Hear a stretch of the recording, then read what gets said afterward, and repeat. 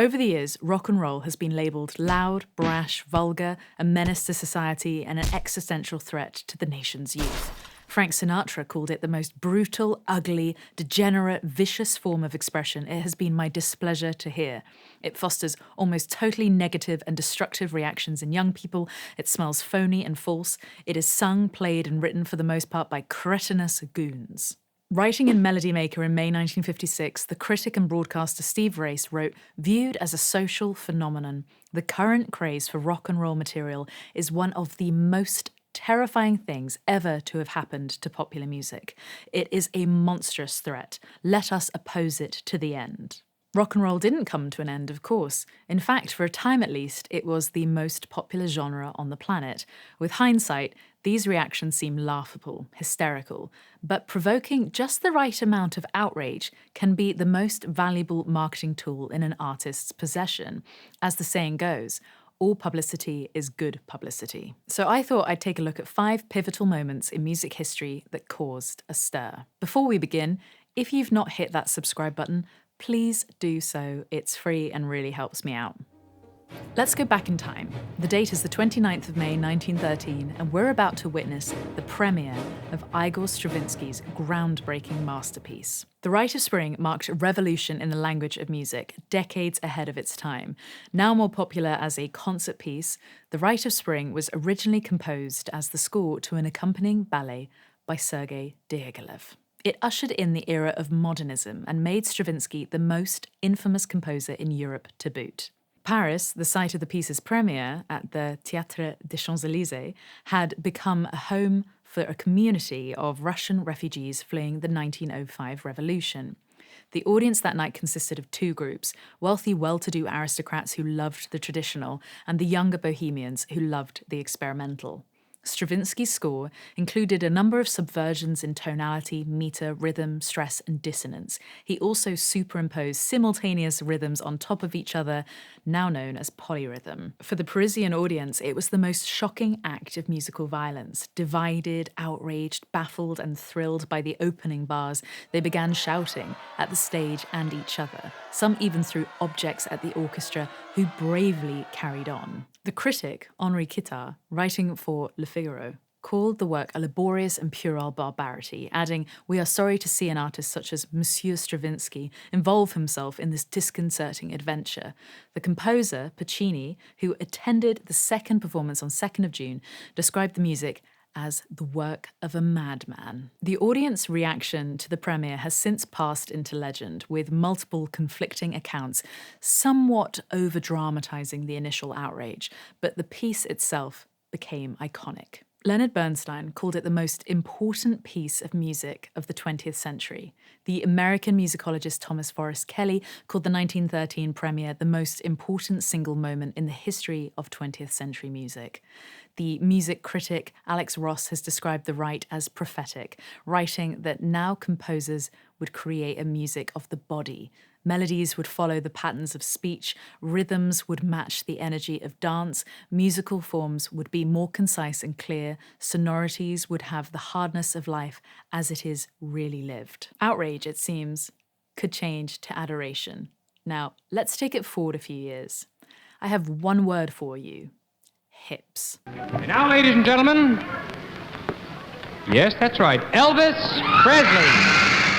Elvis Presley's gyration on CBS in 1956 has gone down in history as the beginning of pop culture.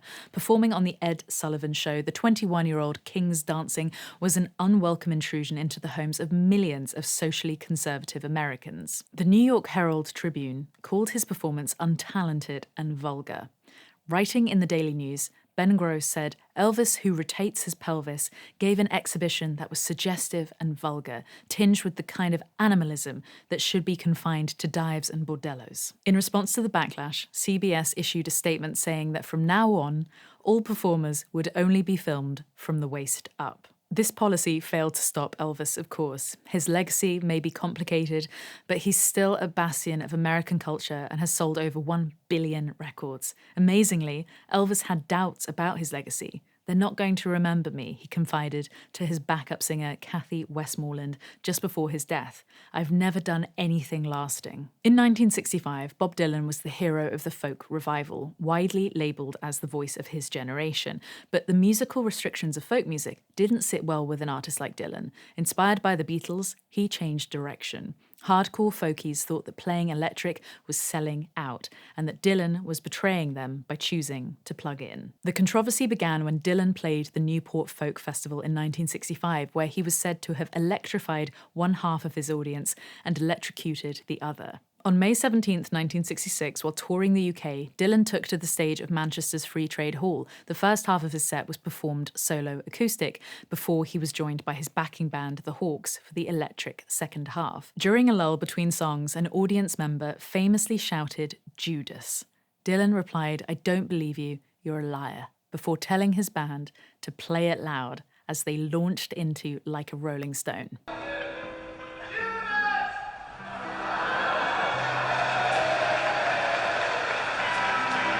I don't believe you. You're a liar.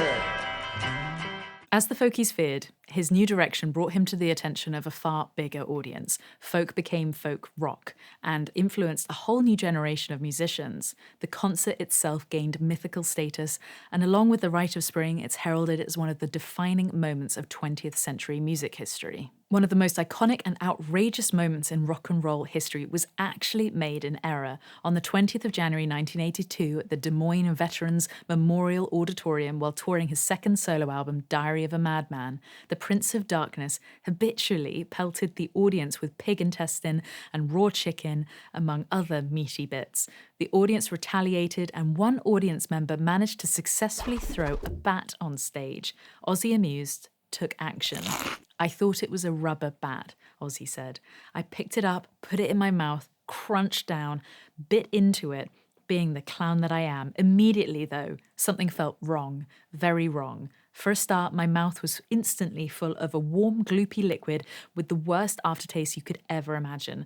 I could feel it staining my teeth and running down my chin. Bats are the biggest carriers of rabies in the world, and I had to go to the hospital afterwards, and they started giving me rabies shots." The incident became a potent symbol of rock and roll depravity and was seized upon by social conservatives who feared the demonic influence that the music was having on the nation's children. Ozzy maintains he didn't know the bat was real. He got himself in far bigger trouble the same year when he was caught urinating on the Alamo.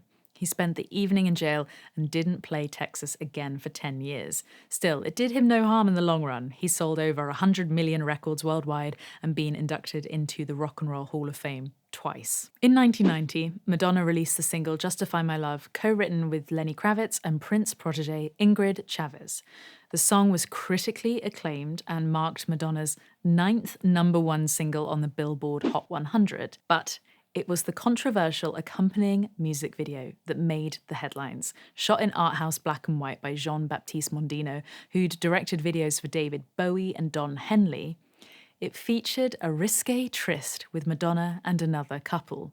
While the video is pretty tame, by today's standards, it caused outrage for its brief nudity and erotic themes. In response to the outcry, MTV banned it from the air. Madonna, appearing on Nightline, asked, "Why is it that people are willing to go and watch a movie about someone getting blown to bits for no reason at all, and nobody wants to see two girls kissing and two men snuggling?" You are pushing the limits of sexuality. In this case, you have nudity and you have bisexuality. You know, if we're going to have censorship, let's not be hypocrites about this. Let's not have double standards, you know? I mean, why is it okay for 10-year-olds to see, you know, someone's body being ripped to shreds? Why is that okay? Why do parents not have a problem with that?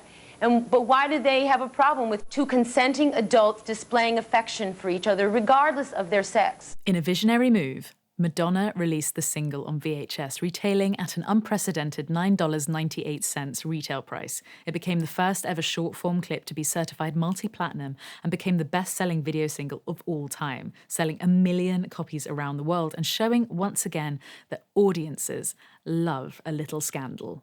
You know, the controversy just happened. It wasn't planned, but, you know. But in the end, you're going to wind up making even more money than you would have. Yeah, so lucky me. Thank you for watching to the end. If you do like what I do, then please subscribe. It's free and totally helps me out. You can also sign up to my newsletter. Check out the link in the description.